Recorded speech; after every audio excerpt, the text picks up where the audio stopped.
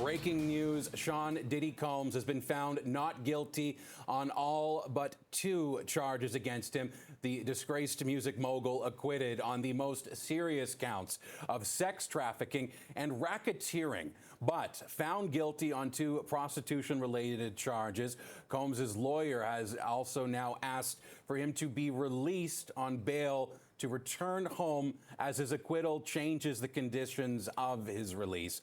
The judge says he needs more time to decide on bail. There's also no question right now on whether there will be an appeal. That's coming, but let's bring in lawyer Mitchell Epner to discuss today's verdict. And Mitchell, I know off the top, I want to make sure people at home understand that our justice system and the criminal defense system in the States are different.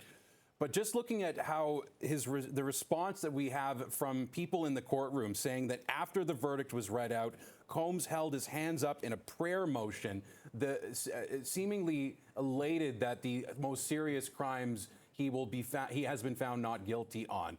What can you say about the difference between a transportation charge in this context versus the more serious RICO charges here? Andrew, thank you for having me on. And I used to be a sex trafficking prosecutor. I'm now a criminal defense attorney. I've been doing this for about 30 years. And the difference between the 2 charges is extreme. If Sean Combs had been found guilty on the RICO and sex trafficking charges, he was looking at a mandatory minimum of 15 years in prison and the possibility of up to life in prison. It was possible he was never going to be outside of prison again during his life. On the convictions, the Mann Act convictions for interstate transportation for purposes of prostitution, although the technical maximum is 10 years on each count, under the federal sentencing guidelines, which I have here, the judge will be required to start from a place of a sentencing range of 15 to 21 months, not the decades that we were looking at before. So I think that Sean Combs was raising his hands in prayer because he went from being someone who was looking at spending the rest of his life in a cage to somebody who may get out on bail as soon as today. And if he is sentenced to additional time, that additional time is likely to be measured in months, not years. Mitchell, just thinking a little bit about the burden of proof that comes with something along the lines of a transportation charge, essentially a facilitation charge of sex work versus the more serious RICO and then the actual prostitution charges.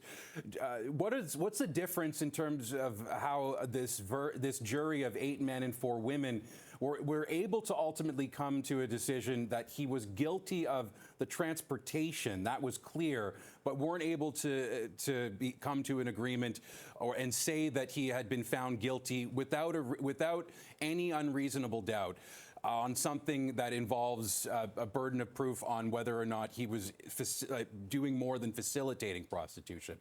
Can you help us understand the difference there? So the key question in this case, and Andrew, this is the right question for you to be asking, were Cassandra Ventura and Mia victims or volunteers? There was no question that there were years of freak-offs that both of them participated in. There was no question that there were sex workers who participated in those freak-offs with them. The question was, and there was also no question that Cassandra Ventura and Mia started as volunteers. What the government had to prove beyond a reasonable doubt was that at some point, Cassandra Ventura and Mia ceased to be volunteers and became victims who were only continuing to participate in the freak-offs because they were being coerced. And the jury found that the government failed to meet that very heavy burden of proof beyond a reasonable doubt. The convictions on the interstate transportation really the defense had very little to say. Their only argument was that the sex workers were being paid for their time, not for the sex acts. But if you had told the defense in advance that they could sign up for the verdict that they just got, or they could roll the dice at trial, they certainly would have taken this verdict. This is a huge victory for the defense. Lawyer Mitchell Epner joining us on CP24 and mentioning before that it looks like Sean Combs is preparing for a life outside of prison in potential months. I'll just leave you with this, Mitchell. He said to his mom, "I love you, Mom. I'll be home soon." That's Mitchell Epner. Thank you for your time. Thank you for having me.